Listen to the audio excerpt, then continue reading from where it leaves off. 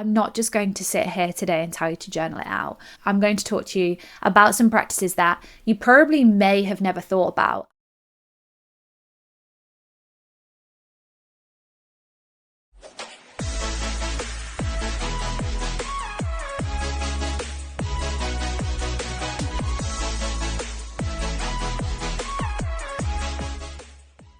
Hello guys, and welcome back to another episode of Coming Up for Air with myself, Lou. Hope we're all okay. Me and my boyfriend have just fallen out. I don't know why. It just decided that it didn't want to stay in the position that I put it in. So we are back. Welcome to today's episode. I have had an interesting week. I am back on, should I say, my relentless need to decorate my house. I don't know where it's come from. In fact, no, I do know where it's come from actually. One of my friends showed me their new house at the weekend and it's immaculate. Like the whole house is just done. And I was like, I miss living in a house that is immaculate and all done. And I know you have to give yourself grace, and I have been ploughing absolutely every single one of my pennies into my business, my social media this year, and I have basically been keeping myself afloat. So decorating went on the back burner, but having seen their house, I'm like, right, what am I doing next? So I think I spoke about this and I said about the landing and my dad and plastering and carpet and all the rest of it. I'm not ready for that, but I did pull a bit of my wallpaper off my dining room wall yesterday, and now I've got to complete the whole thing. Sometimes, honestly, people say to me like, how do you do it? And sometimes I'm like, I don't know, because I hate it too. I hate the fact that I have to be doing something and that I will do something like that to make sure that I do it. So I've pulled this bit of my wallpaper off the wall, and it's the wallpaper basically is what, when I moved in, that's what was there. And it's like the fake brick pattern. And to be fair, it's not my vibe. My entire house isn't my vibe downstairs. I just make do because I need all the flooring ripping up. It's a big job. I want to rip the kitchen out. And when you're on your own, unless you've got stacks of cash, you do have to do these things on a budget. So I even was at the loft yesterday. I was at the loft yesterday looking at the leftover carpet that I've got to see if I could, make do somehow in the lounge. Turns out the carpet doesn't match the sofas at all. And then I hated the sofa. So I'm thinking about selling my sofa and buying a new sofa. You know, where you just like, probably just need to chill out a little bit. Anyway, I'm off today to go and purchase. Actually go and pick up, because I use Facebook Marketplace. Now, my sisters will take the mickey out of me because I used to hate Facebook Marketplace. I used to buy everything brand new. But my mum and dad, for their rentals, they get some absolute bargains on Facebook Marketplace. So I have got a really small hallway. When you walk in, it's basically one of those houses where you walk into the stairs. It's like a metre by metre little hallway. So there's not anywhere where you can put your shoes. So I've managed to find a £120 shoe holder for £30 on Facebook Marketplace, which I'm so over the moon with. So I'm going to pick that up. I've also got I've got a new tabletop coming. So I've got like a high breakfast bar because I didn't want a table in this house. It just wasn't giving single girl vibes. It was giving like, I'm going to sit at a dining room table and eat dinner by myself and never use the table ever again, whereas I use the breakfast bar all the time. But I've decided I hate my bar stools. I've decided I hate the tabletop. So tomorrow I'm going to pick up a new tabletop, which was a desk that somebody used, really big. I think it's like 140 centimeters by 60 centimeters. So like really big size table. It's a desk. I'm basically going to dismantle it and then just put the frame of my breakfast bar with the table. And then I'm going to make the rest of it. I've bought two because there was two. I'm going to make the rest of it into a little bar in the corner. I'm going to post it on my socials. In fact, I'll also post it on my Patreon, because I think these are the little things that keep you going, like making your house a home. And like, I've literally spent £50, and the rest of it, I'm going to just have to buy some brackets. I'm going to go to Dunelm and buy some new curtains, but I only want like the sheer ones. I think they're like £8. So you don't have to spend a fortune to put different touches in your house. And like I said, downstairs was just one that I just thought, oh, I'll just wait, won't do anything to it. But actually, with the plans next year, I think the house is just going to have to wait a little bit longer. What I'll do is, if you are interested in my DIY, which you'll be surprised, when I did my DIY in the bedrooms that I've completed, and when I decided that I wanted to paint my kitchen tiles and my bathroom tiles at the same time, everyone was quite interested and everyone was very intrigued by the finished product. So I will take a picture of my dining room and I will take a picture of my lounge, and then I will put up some finished sort of pictures of both areas, and then you can let me know what you think. The funny thing is, I remember having, so the sofa that I have, I didn't pick the colour of it. I love the sofa, don't really like the colour of it. It wasn't my choice. However, the other two sofas that I had in my old house just wouldn't have fitted in my new house. And this, by chance, is a huge corner sofa fitted in my house. So I had to, pick the one that would fit. I remember trying to pick a colour for my lounge that would go with that colour sofa, and trust me when I say this, I lost my mind doing it. I remember my ex had gone to, can't remember where he'd gone away, and I was like, right, I'm going to paint the snug. So I painted the snug, and it honestly, I remember I was working at the demolition firm at the time, and one of my best friends who I used to work with, I was going in most days being like, what about this colour? What about this colour? What about this colour? What about this colour? And she was like, Lou, you're driving me insane. Like, your whole house just looks like a Farrow and Ball paint swatch. And I think I've said this before, find a Farrow and Ball colour and then get it mixed at B&Q. It's a cheaper way of doing it. Yes, the tones aren't the same sometimes, but I've never had an issue with it. My entire kitchen in my old house was Farrow and Ball hand painted, and the touch-up paint was definitely not Farrow and Ball. It was 100% pre-mixed in like a little carton. Anyway, I digress. So I'm thinking about painting my lounge, but I don't want to go through the horrible torment of what paint to put on the walls. And I also think, if I'm going to re-plaster the ceiling, is there much point in me doing that? There's lots of things going on, but that is my latest fixation. It is the house, and I think I'm going to be able to achieve a brand new look for not a lot of money. I'm going to try and spend minimum £120. I'm going to try and spend just 120 quid and see how much of a difference I can make. And like I said, when I moved in, I looked at the carpet and I thought, this is going to be flooring anyway. And for some bizarre reason, the people that lived here before me, but I don't know whether it was the people that lived here before me or whether it was the people that lived here before them, they've just put carpet over laminate flooring, but when they've gone to put the underlay down, they've like stapled into the laminate flooring. In this room, this was carpet. You can see a little bit of the wooden floor that I've put down. This was carpet, and when I pulled it up, there was perfect laminate flooring underneath, but it had massive great holes in from where they'd stapled in the underlay for the carpet. So when I pulled the carpet up, I couldn't use the laminate flooring. It was so annoying. I literally put down this flooring here. I literally just put the same flooring down. It was pretty much the same.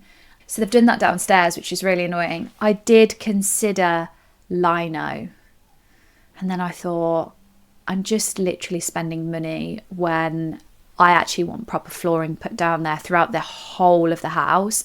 I want to rip up the tiles that are in the kitchen. And I don't know whether I've ever told you this story, but I actually knew the person that lived here before me, and he went through a similar thing to me. And I saw him in the pub, and I didn't want to say, oh, I've bought your house, because I wouldn't like it if somebody I knew bought my house. But he came up to me and said, hey, like, I know it's you that's bought my house. And I was like, oh my God, I was really cheeky with the first offer that I put in. But he was like, that kitchen floor, like, cost us a fortune. Like, please don't change it. And you know, when you're like, I don't like it. It's not my vibe. It's too dark. It is too dark. And I just remember saying to my mum and dad, like, this is coming out. And they were like, really? And I was like, yeah, this is coming out. But when it's coming out, who knows? I don't. I genuinely don't know. Everything is so expensive these days as well. Like, I'm just going to have to basically save. But like I said, hopefully I'll be able to actually rejig the kitchen round at some point. I've got like a dividing like wall in between my kitchen. That needs to come out. And so it's like, what's the point of touching the floor? But if someone was to offer me a big square of carpet, then I would be tempted to put it down in my lounge. But what can you do? Beggars can't be choosers at the moment, so I'm just going to have to make do. I bought a rug brush, so I'm going to see how that turns out. That's not arrived, and it should have done, but I'm going to brush the rug out. It looks matted and just not very nice, so I'm just basically going to try and spruce up what I've got. Polishing a turd seems to come to mind, but it's not that bad, and I've been able to move straight in, and it's been great. But yeah, I am looking at things now thinking, should I replace that? Should I do something with that? What can I do to make that look different? And it's just me all over. I'm just 0 to 100 so fast. Anyway, that was my little debrief for you. So yeah, look out on my socials, because I'm probably going to be doing some nice little before and afters. I'm going to get some nice little paneling on the wall.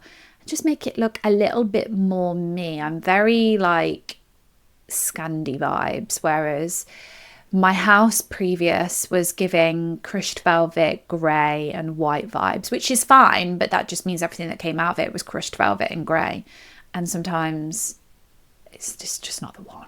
Anyway, today I am talking about something that people ask me about all of the time. And that is, Lou, how do you know you're going to meet somebody? How do you know that someone's going to come along? How do you stay so positive in the mindset that you are going to meet somebody and you're going to fall in love with them and everything's going to be great? And I turn around to them and I say, I didn't used to think like that, because I didn't. It took me a long time to realize that I am destined for another great relationship, another relationship where I'm so loving and the love is returned to me. I was in a brilliant relationship. You all know that I talk positively about my relationship for the age that I was at, for the time in my life. However, we all know that I sit and I talk about the husband list, and you should be able to say what you do and you don't want in a relationship. It's not about having high standards. It's not about asking for unrealistic things. It's about knowing that you are worthy of everything you ask for. And I could finish the episode there, because that should be enough to make you think, actually, this is going to be an episode that's going to help me. Because if you are sat there thinking, I am never going to find somebody, I am never going to find somebody that loves me like I love, I am never going to find somebody that is going to be able to give me the relationship that I deserve, that is all you're going to attract into your life.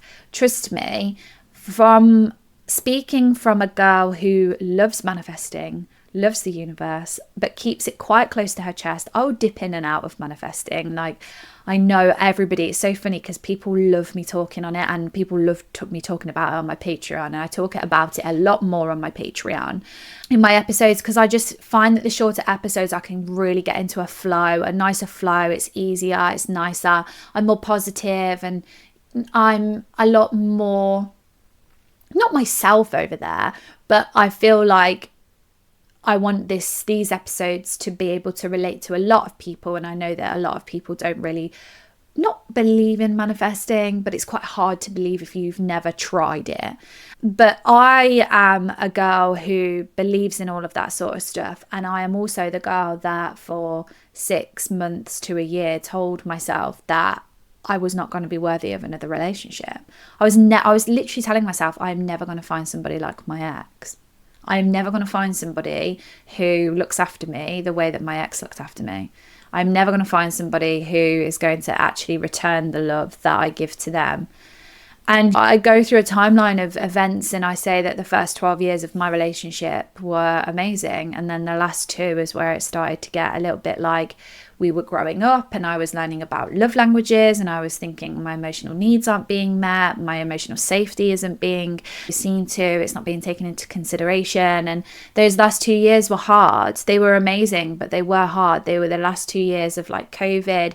It was the 2 years that we were engaged. The prospects of getting married was on like coming into the future, and for my ex that was just a little bit too much for him. And I've spoken about all of this, and I definitely 100% was that girl that laid in bed thinking, and to make things worse actually, that he had moved on with somebody else. And so I was not only thinking, I'm never going to find somebody like that, I'm never going to find somebody where I'm so in love with them, somebody else gets to love the person that I love. And so like I was in a real big mess, and you could not pay me any amount of money to relive the first 6 months of my breakup. I would never go back there. And I think that's why I'm so passionate about making content and showing up online and posting a podcast every single week and posting 2 additional podcasts a week on my Patreon, talking to everybody over there, being a shoulder that people can lean on. Because when I think back to the first 6 months of my breakup, I genuinely actually do not know with my hand on my heart how I got through it. Like when I read some people's stories, when people trust me with their breakup stories and they message me, I can get like 3 lines in and I will just burst into tears, because it brings me back to how I was feeling. And I get people really fresh out of a relationship, and I get people that have been divorced or single for 3 years. I get 2 ends of the spectrum, but the people that message me saying like, he left me 2 weeks ago, honest to God, you could not pay me to go back there. I would never. And people could argue I talk about lessons and learning lessons and being able to grow from it so much. Yes, I do still stick by that. And yes, I have learned so many lessons. And yes, I have, grown so much as a person, but not even £1 million would take me back there. It was probably the lowest point of my life ever. And I am talking like not being able to get out of bed, constantly having brain fog, constantly just crying, constantly picking up my phone and wondering why, constantly being lied to, constantly having to find my own conclusions, going through being gaslit. And there is no money on this earth that would ever sound appealing to me to go back there. And I genuinely know that when you listen to somebody and they're saying you're going to be so worthy of so much love, you're going to journal it out, do this, do that, and you think, shut up. Stop talking. I don't want to listen to this. This is not helpful. This is making me feel worse. And I don't feel like I'm in that position. And I go back, and I've spoken on my Patreon about this night. I go back to a night where I remember putting the phone down to my ex, and I genuinely remember like my whole heart and my chest felt like it was caving in. And I remember thinking, I am never, ever going to find somebody who I'm going to love ever again for the rest of my life. And I think I was in bed for like 3 or 4 days after that, because I'd got myself into such a hole that I just didn't see a way out. And if you haven't listened to all the other ones of my episodes, you will know that yes, one of my friends named my podcast, but it was so relevant, and the name is so relevant because sometimes I did not think that I was going to come up for another breath of air. And it's not that I didn't want to, but I just wanted the pain to stop. But you know, when you're crying and you are like, feel like you're going to hyperventilate, I was like that so much. And that is why I know that sometimes these episodes can be quite irritating. And so I wanted to do this episode because I get asked about it a lot, but I wanted to make it a little bit different. I wanted to draw in on some of the advice from my therapist. And I always say to people when they say to me, why do you set up a camera whilst you're crying? Half the time it's because I'm doing talk therapy. And half the time is it so I can make content that reaches the right people, because not everybody can afford therapy. I couldn't afford therapy. I checked myself into therapy and knew that I was eventually going to sell a house and come away with some money from it. And so I went to therapy knowing that I could pay it off eventually. However, I couldn't afford therapy at the time, and I am hoping that some of the practices and some of the things and some of the skills and some of the learning opportunities that I've had from therapy, I can share on here. And you'll know if you're part of my Patreon, which so many of you are now. It's so nice to like see the names on Instagram, like in my inbox, and then see the names pop up on my Patreon. It's so nice because then I can just log onto my Patreon and I've got my Patreon on my phone, and like when I'm sat traveling somewhere, or if I'm just like sat around with friends and stuff and I get a message come up, it is literally like a friend that has just messaged me and I can reply. And I know I bang on about it a lot, but it's the best way to contact me. It's the best way to get my thoughts on something. Somebody over there, one of the girls over there who I've got a good relationship with, messaged me the other day. On a Friday night, she'd been out with her mates and she'd had a few wines and she felt like shit when she came home, and she messaged me. And so I did a whole episode for her to listen to over the weekend when she had come back round to not being so upset when she's come home to an empty house. I did an episode for her that she could listen on to on a Sunday evening, and she messaged me saying, your episodes are like warm hugs. Like, that is the purpose of my Patreon. You can go over there, you can sign up, you know the drill. The link's in my bio. Is £5 a month, and you get 2 episodes extra a week, and you get tailored episodes as well if I can talk on the subject. And I totally related to her. She was like, you love going to the pub on a Friday. Like, I go to pub club on a Friday, and it's actually moving to Saturday this week, but I go to public club on a Friday. And she was saying to me, I love going out, and yet I come back and I just feel like deflated. Please, can you help me? Of course. I 100% know that feeling, and I can draw in on my experience and hopefully give some good advice to those sorts of situations. And you know, people just come over there to chat, and I do not get offended when people come over and then leave when they need to leave. You can stay for as long as you want. I've got people that have been on there for the whole time that I've had Patreon. I've had people that come for 3 months and then leave after 3 months. You do not have to stay there for very long, but it is somewhere. It's a safe space online that you can go and you can come and talk to me. I am going to make a single girls confessions section over there. I'm going to order a new microphone. It's going to be cozy vibes, just sat on my sofa. Literally, I'm going to do people's worst dating stories. I'm going to do my dating stories. I'm going to do loads of single girl stuff over there. So I think that will be another tier that you can join. I'll do some previews. You can have like sort of like dip your finger in, and there's a welcome episode that you can listen to over there as well.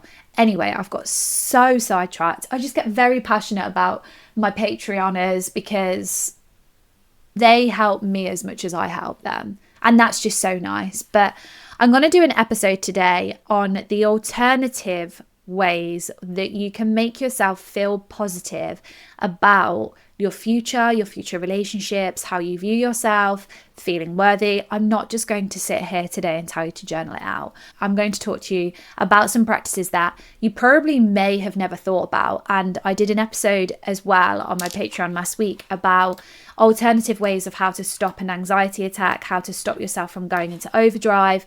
And I've had so much feedback on that episode that they're like, Lou, why have you never spoken about this before? And the reason why I've never spoken about it before is because half the time I have to make sure that I can actually talk on what I'm talking about with my therapist who's retired. So I have to text her sometimes and I have to be like, hey, can I talk about this on my Patreon? Or like, can I talk about this on my podcast? Because I don't want to be giving out bad therapy advice. And just because it's worked for me doesn't mean it's going to work for you. So they're your warning signs. But hopefully this is going to be a jam-packed episode. I've got all my notes, so this is going to be quite a note-heavy exercise just because I'm pulling in from therapy and what I've done in therapy and what's helped me, and added some bits into it. So if you are watching and my eyes shift, I'm very sorry. It's because my notes are here. Anyway, guys, without further ado, let's get into it. So, breakups and healing. I'm going to start there. Healing isn't you getting into a new relationship. And I'm going to make that so clear now. Just because you found somebody doesn't mean you've healed. And you need to realize that. And you aren't going to be fully healed by the time that you're probably ready to be like, I'm probably ready to have somebody in my life right now. The more this year has gone on, the more I've realized that myself. I am not going to be able to turn around to somebody and say, my abandonment trauma is completely healed. I don't worry about it at all. I have got no triggers anymore, because that just isn't true. My abandonment trauma shows up less and less these days. I can control it a lot better. However, it is still there. And I'm probably going to suffer with that for the rest of my life. And even saying that's made me go like, because it has taken a long time for me to have the courage to talk to myself in that way and be able to say that I do suffer with something that wasn't my fault. And I can't be blamed for the way that I reacted, the way that my body reacted, the way that my brain reacted to being left.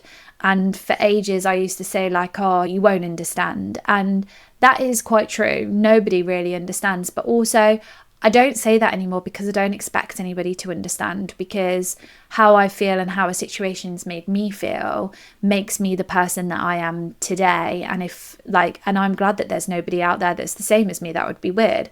But I have had to build my confidence up to know that I do have that as a trauma. And sitting under that, I do have PTSD, and I didn't know how they showed up in my life. And I know exactly how they show up in my life now. And having the courage to be able to sit and say to somebody, I went through this, I've healed as much as I want to heal, and I've tried my hardest, and I've been in 3 years worth of therapy. However, this is how my trauma is triggered, and this is how it shows up, and this is how I react to it. And I think it takes a lot for people to sit there and talk about their trauma and talk about their triggers and talk about how they suffer. And so I've known and I've realized out of this year that I'm not going to be fully healed when I meet somebody new. However, I know when I meet somebody new, if they are willing to listen, then that will be somebody that I want to keep in my life. If they're a little bit more dismissive and kind of relating it to like me not being over my ex, that's a different story. And I've spent time noticing the difference between the two. There will be somebody that will understand trauma, and there'll be somebody that just goes, oh, you're not over your ex. And those are the types of people that I'm like, okay, fine, see you later. Because I don't need somebody like that in my life. And I think if you're listening and you know what I'm talking about, and you've struggled in the past, or you've got childhood trauma and stuff like that, you know how it shows up in your body and you know your triggers. And if you don't, then it is worth finding out about it, so you know that you are being looked after emotionally, as well as all the normal things that are supposed to happen in the relationship. Being emotionally safe is so important to me, like so important.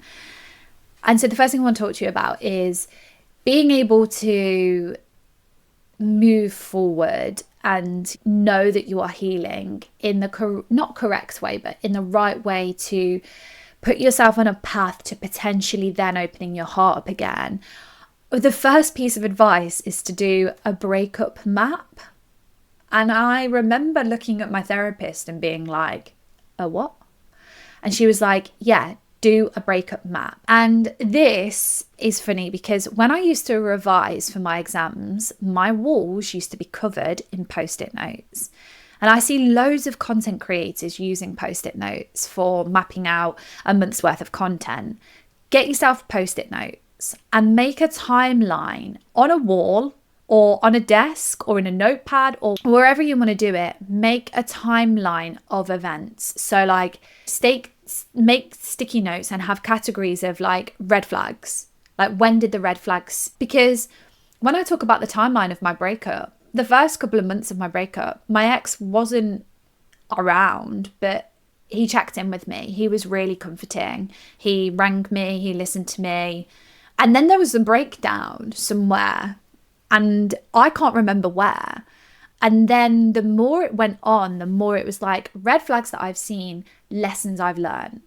And you can map out your breakup timeline and actually see your healing. And I remember once I was at my sister's apartment. It's so weird how like your mind works. And my ex rang me about something. And I literally said to him, I'm not having this conversation with you. I'm not having this conversation with you over the phone. If you want to come and talk to me, you can come talk to me to my face. Because I was sick to death of putting the phone down and being upset and then being on my own. It was making me like crazy. And I was saying to him every single time, it's all right for you because you don't work on your own. You don't work on your own. You don't live by yourself either because you moved in with someone. He's never lived alone. And he used to say, oh yeah, well, so-and-so goes away. Great, but you don't come back to an empty house every single day. And so I started to see my healing more when I was saying stuff like that. But write it down. And I know I said don't get your journal out, but this is different. Get on a post-it note, do a timeline of healing to be able to actually see your progress right in front of you. It becomes encouraging because it is visual. And if you prefer doing things on the computer, do it on the computer, make it on the computer and, do it on there and actually look and see how much you are progressing. It's amazing because you'll think, oh, that was a red flag. So the fact that, he couldn't come and see me face to face. Why? Because he didn't want to see me upset. And that was just so obvious. He could not cope with how much I was upset and how much I was struggling. So he just used to refuse to come and see me. Eventually, once upon a time, he was coming over and bringing me dinner to make sure that I was eating. It does go through a timeline of events and it does make it easier to understand. It's almost like you see how they sort of like progress in their sort of timeline of a breakup, and you also see how you get stronger. It's very interesting and I do recommend it. And I think just having it on the wall, just have it on your office or have it on the bedroom or have it somewhere where you don't see. Have it on the inside of your wardrobe door if you need to, where people don't see it, but you know it's there and you know that you can add to it. And I love being able to add to stuff. Sometimes I think I need a gold star map for myself, when I actually do stuff and give myself a gold star. God, I absolutely love being an adult. The second thing, which is kind of like talk therapy, which I think if you are fully organized with this is so effective. You can voice note yourself.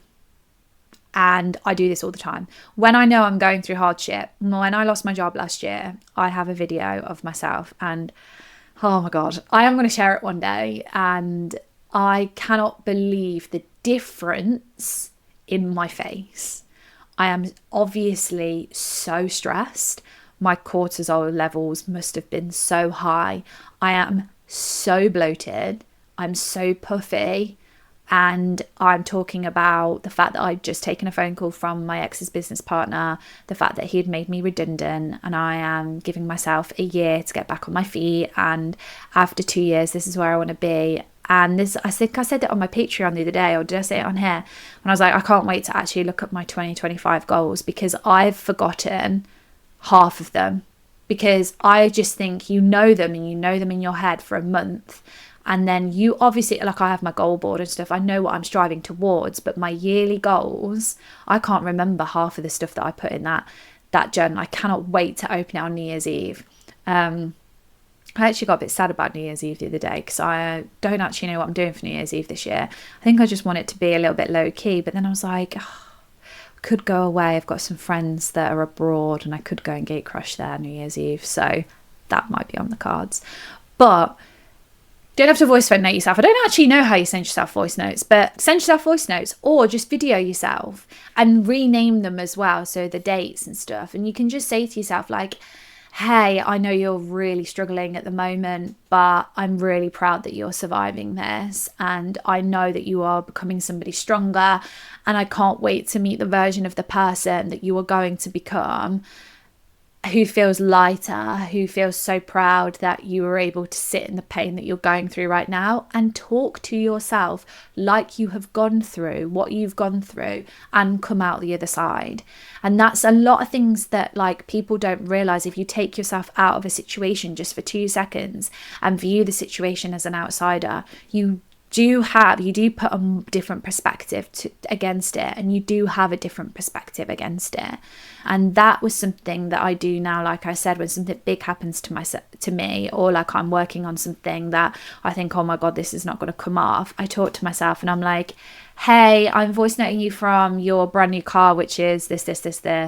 This has all been worth it, because just to let you know, I'm driving around Ibiza. We're just going to go and meet some friends. Like, it is part of manifesting, but part also like being able to look back and being able to say, imagine like looking back and being like, oh my God, I remember saying to myself like, hey, just to let you know, your future boyfriend's unreal. So amazing. He's got this. And then listening to it and looking over and that person being stood next to you. All of these things are possible. You just have to open your mind and be positive about it. So I'm going to move on to the one thing and belief that carried me through my entire breakup. And I wrote it down pretty much most days. And that was the fact that every single ounce of love that I have given over the years, even towards the end of my relationship, even towards when we went on the holiday, that I look back and I think, oh my God, there were so many red flags. Why did I not see those red friggin' flags? Someone may as well have just been like holding a red flag in front of me with a flashing red light and been like, hello. I didn't see them. I was so in love, and every ounce of that love is going to find its way back to you. And that person is going to love exactly like you love. 1000%. Because every single time I used to get myself in a rut, in a circle, I used to think, what a waste of time. This was obviously, like I said, going back to the first 6 months of my breakup that I would never go back to. But just going back there, I sat there and thought, what a waste of time. 14 years of my life with one person for them to go, see ya, on a random Tuesday. What a complete waste of time. That's how I thought. It's so untrue. It wasn't a waste of time. You are so capable of loving somebody, and you are capable of loving someone that did not love you back in the same way. And that is something to be proud of. And it's not a waste of time. You learn how to love. You learn how to be in a relationship. I always say to people like, I don't know how to be single. Well, I do now because it's been long enough. But I used to say to people like, I didn't know how to be single. I know how to be someone's wife. I know how to be someone's wife. I know how to be someone's girlfriend. I know how to be in a relationship. I know how to compromise. I know how to do all of that. I know how to love. I know how to show love. I know how to show affection. I know how to listen. I know how to do everything in a relationship. I haven't got a frigging clue how to be single at all. And it used to make people laugh, because there are so many positive things that you can draw down on being in a long-term relationship and it ending. And this was one of them. And it was the fact that I knew how to love. It was me looking and practicing for my future. And I looked more and more outwardly to relationships that I not looked up to, but like I would see people in relationships and they were getting certain things or being told certain things or being picked up after 9 o'clock because my ex postponed on D&D at 9 o'clock. I used to have to find my own way home, and other people's boyfriends were coming to pick me up. And you know, like when you look back and you're like, oh, hold on a second, I would have kept my phone on into the early hours if they needed picking up. Like, he would have got picked up from anywhere with me, and it just wasn't reciprocated. You're learning all of this. These were the years that you learn all of that. So now I've then gone off and learned how to be single. And in the years of being single, I've looked back and thought, hey, you know what? It wasn't a waste of time. Like I always say, it wasn't a waste of time. And Equally, I owe it to myself and my ex to say that it wasn't a waste of time, because if you listen to how I talk about it on my Patreon, you know that I'm always very grateful about the fact that I was in a relationship for half my life, because I don't ever think, oh my God, I could have met my husband. In my head, I had met my husband. So like, I would never go back and be like, God, I wish this and God, I wish that. I just know that I am grateful for the fact that I know how to love. And that is a huge attribute. When somebody leaves your life and you are able to look inward and know that the positives that you draw down on are all to do with you, you will feel yourself be like, hey, do you know what? If I exist and I love how I love, then there's going to be somebody who loves like me. And I always think that with how people say, how do I cope with my ex moving on? They're going to attract somebody exactly like them. And thank God, because the more of those two sorts of people that are together like that, the less chance we have of bumping into another person who, say, doesn't love like us, isn't a loyal person, can't be honest with their feelings, isn't emotionally available. Like, all those things that you have learned coming out of a relationship, if you relay them back to your ex, do they fit? Probably not. So in order to remind yourself of how much love you have, do daily love drops. And I remember my therapist saying this to me and me being like, shut up, I'm not doing that. Now I do. I always make sure that I hold the door open for somebody. If I'm walking down the road, I smile at them. Messaging a friend, hey, just thinking about you today. Messaging them and then getting a message back. And then notice how much it comes back to you. And notice how much it multiplies when it comes back to you. These little echoes of love are love circulating in your life and showing you that what you give out, you get back. You were just asking the wrong person. You were asking somebody who did not value love. You were asking somebody who did not know what love felt like. You were asking somebody who literally had no idea how to be in love and what to do with that emotion.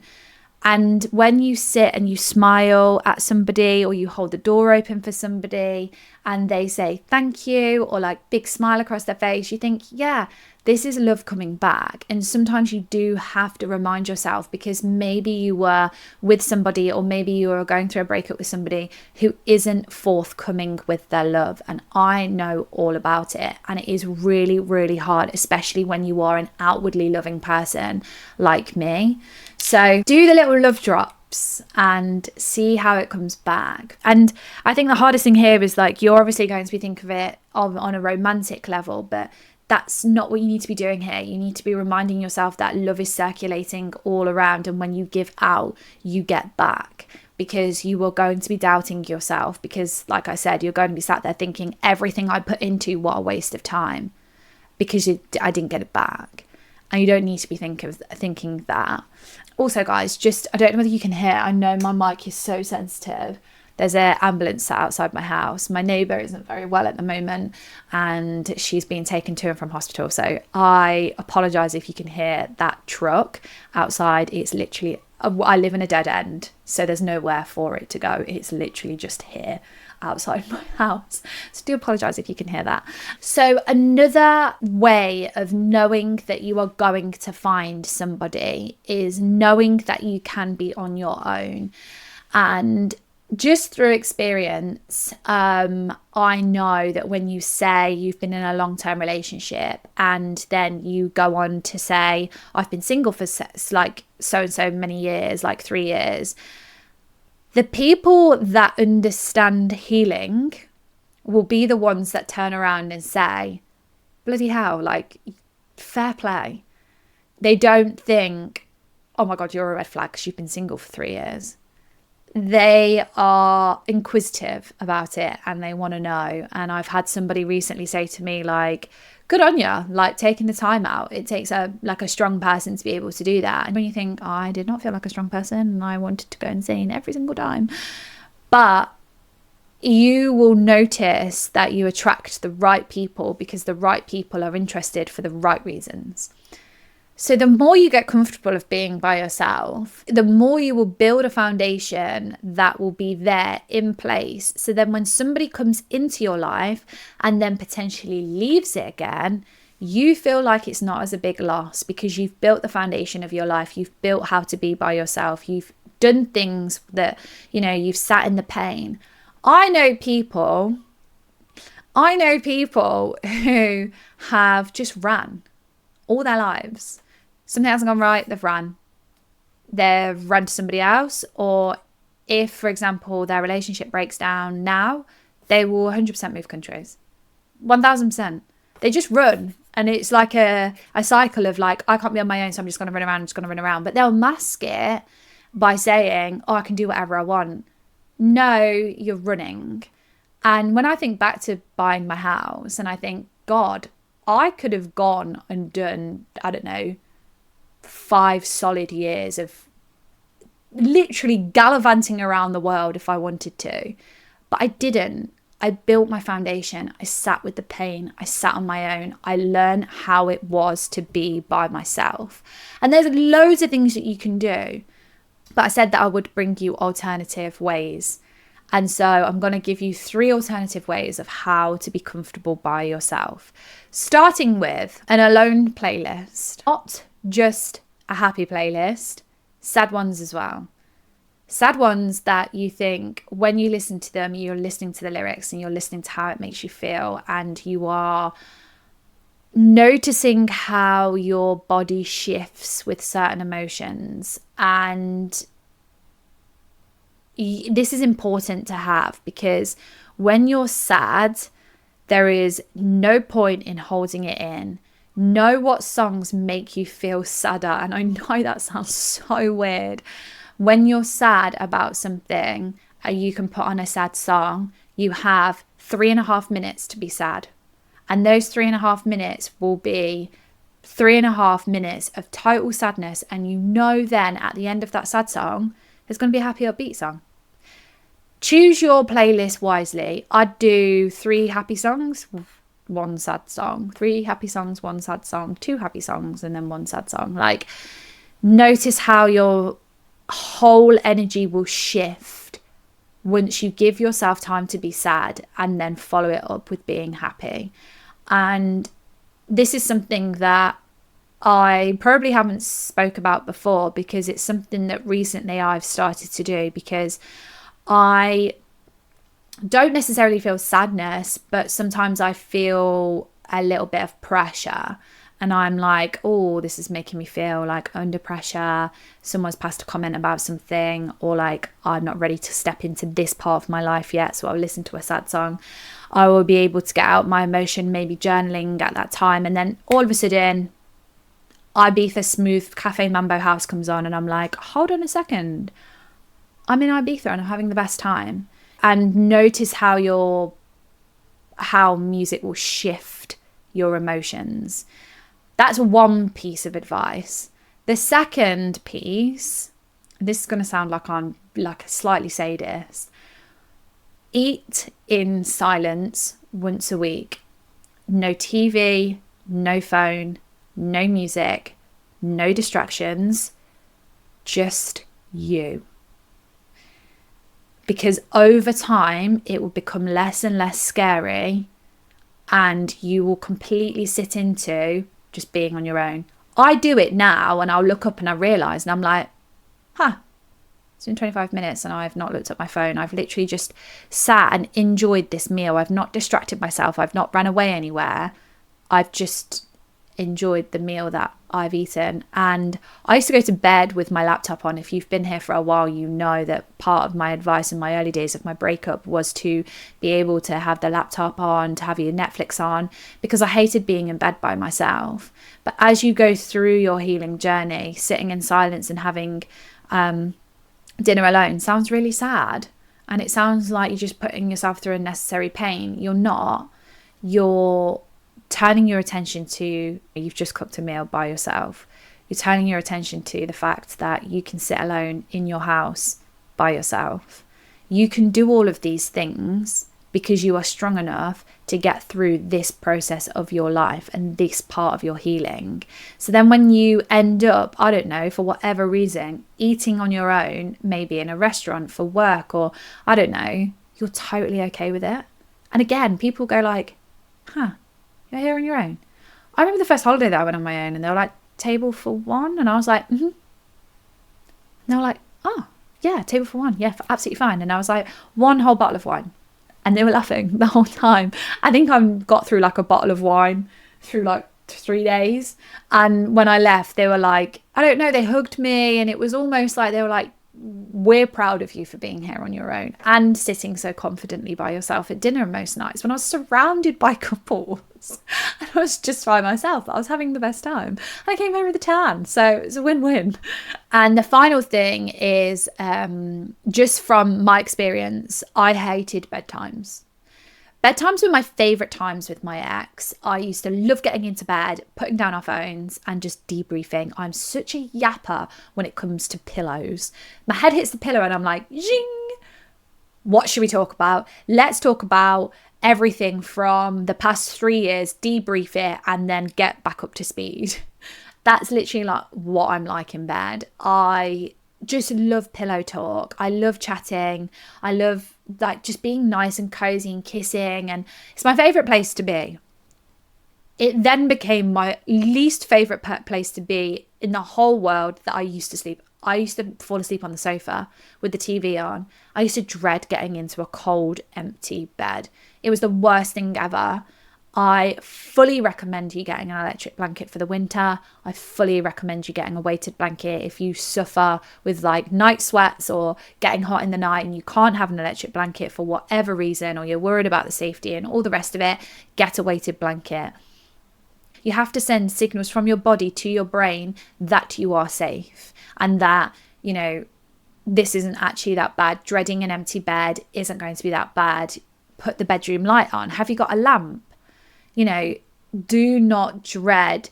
The most important part of your day when you are going through a breakup is your sleep, because you are going to be exhausted. If you are dreading getting into bed, then you are going to get little sleep. It's going to crucify you. You're going to wake up in the morning and you're going to feel even more awful, because not only do you feel like your heart's going to rip into 1,000 pieces, your mind is racing at 1,000,000 miles an hour and you've had 3 hours sleep. It's just not doable. Get a pregnancy pillow. Have you seen those boyfriend pillows that you can get and you can wrap yourself up in them? I mean, I don't think you can kind of match like physical contact in bed. You can't really replicate that, but a weighted blanket does do that. And I love my heated blanket in the winter. It makes me feel so warm and it just makes me dread like bedtime less. Like I said, I used to love pillow talk and I can't wait. That's one of the things that I'm really excited about. I can't wait to say to somebody, I really love having chats at night. And then being like, oh my God, who am I in a relationship with? And finally, I just wanted to talk about staying positive, not waiting, and manifesting love in a more grounded way. So like, less about the wishful thinking, less about the sort of typical manifesting sort of tactics, but more about aligning your energy and knowing that you are in environments that's going to put you in a situation where you're going to attract the love that you want. And number one, again, these are all practices that I've had for me because of the type of person I am. I'm a very visual person. We all know that. I love a dream board, which is sat to my left here. And there are couples on it. There's a man driving a very nice car, a man in a suit, big fat engagement ring, and a couple on a balcony. And there's loads of stuff that relates to being in a relationship on my dream board. However, when I was challenged by my therapist was like, okay, so how did those pictures make you feel? And I was like, excited, scared. And she was like, have you got a board that makes you feel emotionally safe? And I was like, no.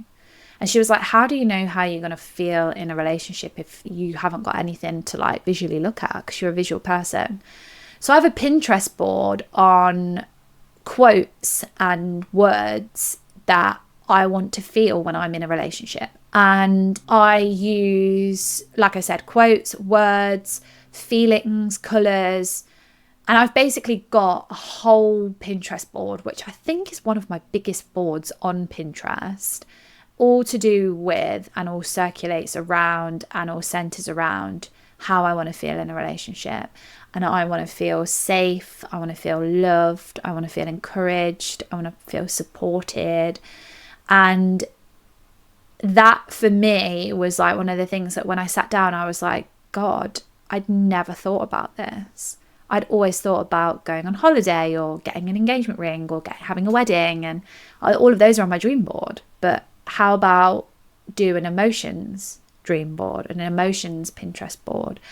How does that make you feel? What sort of emotions does that prompt? And do you know how you want to feel in a relationship? Do you think that's part of your healing that you need to focus on a little bit more because you're not sure how you want to feel in a relationship? The second thing that I think you should be doing at some point, and I don't think throwing stuff away is good for the soul. I think putting your ex's things or things that remind you of your ex in a box and storing it for a month and then seeing how you feel after a month. If you still can't get rid of it, go back to it, store it for another month and see how you feel. But you know the act of putting it in a box that you are making some form of progress.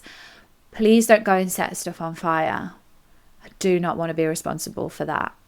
That is not something that I need to come back on me. Do not set it on fire. Or if you're going to set it on fire, do it in a wood burning stove and shut the door. But it tells your subconscious that you are making space for somebody new, and making space for somebody new that you are confidently going to attract, and making space for somebody that you know that you are worthy of having. And it's almost like not a box of memories. It's almost like a transition box, because you know you're going to come back to it at some point after a month. Look at those things and see if getting rid of them still hurts. Maybe that's why I hate my sofa so much. Maybe it's because it reminds me of my ex. I'd never thought about that. Maybe I need to like sage my lounge again and see if it gets rid of the negative energy around my sofa. I'd never thought about that. And you all know that I'm a big believer in like energy and stuff like that. So maybe that is why I hate my sofa so much. I never thought about that. It is something that I maybe need to explore. Another thing that you can do is, when you are ready to maybe start attracting somebody into your life, is making your nervous system believe that you have space for them. And I fully, wholeheartedly believe in this. I don't think it's ever let any of my friends down. When they've wanted babies, they have started buying baby grows and then eventually got pregnant. I have no space in this house whatsoever. I don't even have an empty drawer for someone to come and put their stuff. I used to have 2 toothbrushes in my bathroom. One of my friends stayed at the weekend and they were like, where's the other toothbrush? And I was like, oh, I got rid of it. It was giving the vibe of boyfriend and I just didn't like it. And they laughed and they were like, you're insane. And I was like, no, I'm not. If I have 2 toothbrushes, I'm sending a frequency out into the universe that I'm ready to have somebody into my house, and I'm not. When I'm ready, I'm going to clear the spaces. There's going to be space for somebody to come in and bring their toothbrush and bring their pajamas or their boxes or clothes for in the morning. Right now, I need to get up the loft. If you listen to my Patreon episodes, you know that I bought loft racking because my loft is just a complete state. And so at the moment, no, there's no space. But you can make space. You need to tell your nervous system, like, oh, do you know what? There's so much space. Or else you're going to catch yourself saying, even if I met somebody now, I haven't got the space for them.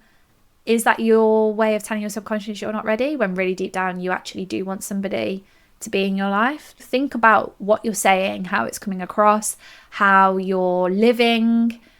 All of these things go together about knowing that you are going to attract the right person into your life.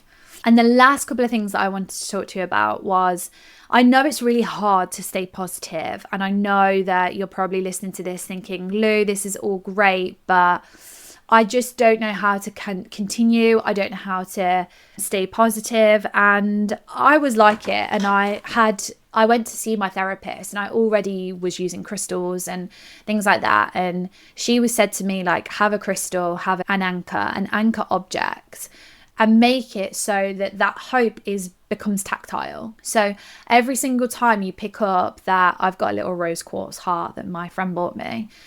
Every time I feel down and I hold that rose quartz heart, I know that that's my anchor object, and I know that love's coming in the right time. Love will come to me in the right time. It will meet me in the right time, and I know that everything I'm doing is progressing me forward, and I know that everything I'm doing is progressing my healing forward, and I know that love will find me in the right time. That whole spiel is something that just rolls off my tongue because I've got that tactile object. I've got that object in my hand, and I know that that is the object to remind me of my healing, to remind me that love is going to come to me, and then put it down. And every single time you need it, pick it back up. It doesn't matter if you pick it back up 4 times in a day. Make it so it's visual. I'm and tactile, and obviously I'm such a visual person, and my therapist is really anchored into this because she gives me a lot of physical things to do. But that is something, that rose quartz is, I know exactly where it is. It's actually on my bedside table at the moment. So like, know where it is and don't lose it, don't lose track of it, take it out with you. It's decent. It's good to have like a bracelet maybe to remind you of that sort of thing as well. And track your love. Track that there's love around you, like a couple hugging. Don't think, ugh, God's sake. Like, I remember I can't think who it was. Me and my friend were in my car, and I think she was really upset about something, and she just saw this couple and they were skipping and holding hands, and she yelled, "Does it always end like that?" And she was so negative every single time she saw somebody in love. And it was funny. She'd never shout it directly at them, but it was just funny. And actually, when you think about it, you pushing love out of your life like that is not what you want to be doing. You want to be looking and being like, oh my God, that's so cute. I will have that one day. Don't be jealous. Like, don't push it out of your life. Notice even like the happiness of like someone walking their dog, and the dog looking at their owner and just being like, oh my God, I love you so much. You know, track the signs of love and track them, and be really, really wary of them, and notice them when they're in your life, and notice little acts of love that are happening in front of your face, and clock them, and know that it's going to come back to you, because it is. And so I'm just going to end on these points, because you will know when you're on the right path, and you will know when you're on the right path for attracting somebody, because you will be happy in your own company. You won't fear sitting and eating dinner by yourself. You won't fear going to bed on your own. You will have turned a lot of your breakup into lessons, and a lot of your breakup into wisdom, and not feel bitter about it. And at the start of this year, I was still quite bitter about my breakup, and now I'm just not. And I know that I'm going to end this year being like so much more at peace with my breakup than I was than the year before, and the year before that. And then the year before that, I was just in turmoil. So we kind of disregard 2022. But you'll know, because you don't feel bitter about it anymore, and you feel more at peace, even though there's a little ache there. Little things catch me off guard still, and I'm like, ooh, don't like that. That sits funny with me, and that's okay, because it's healing. But certain things won't hurt you, and you'll be able to sit in so much peace with certain situations. And that's when you'll know that you are ready to attract somebody new, and you can be open and open your heart a little bit more to knowing that you're going to attract somebody new. Because when you're confidently in love with yourself, you know that somebody will be confidently in love with you as well. And I hope that you have noticed throughout this entire episode, I have not once said you need to go looking, because you don't. You absolutely don't. Your love will circle back to you tenfold. And when it does, you'll think about this episode and you'll go, oh my God, I remember Lou telling me to buy a weighted blanket, to smile at strangers when I hold the door at them, and to sit and eat my dinner in silence whilst listening to a sad song. And it was all worth it, because she was right. It circled back and it's come back to me, and now I'm in the happiest relationship ever. And so I didn't want this episode to be like write a list down of your future husband and do it like that. I wanted to come at it at a different angle. So I hope I have done that, and I hope I have done this episode justice, and I hope you've come away from listening to this episode feeling a little bit more upbeat, a little bit more armed with things to do. I love a practical piece of advice.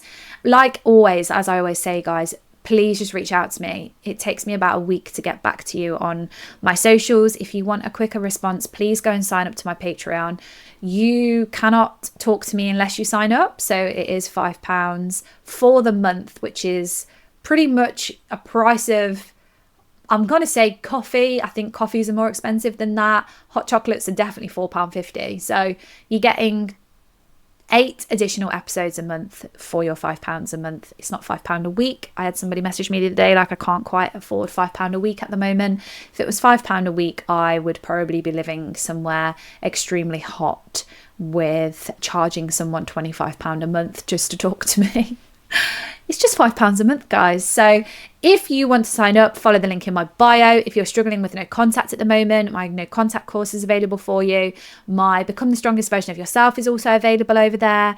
And there are more courses coming, and there are more tiers coming on my Patreon to join up to. That Single Girls Club is going to see you through the winter. If you are interested in it, then please just message me and I'll put you on a little waiting list for when I get all of that sorted and done. I'm now away for 2 days, and so yeah, my life is going to be just hectic but I will catch up with you guys at some point. If you haven't signed up to my Patreon, I will speak to you in next week's episode. Look after yourself, guys. Have a cracking weekend. Bye.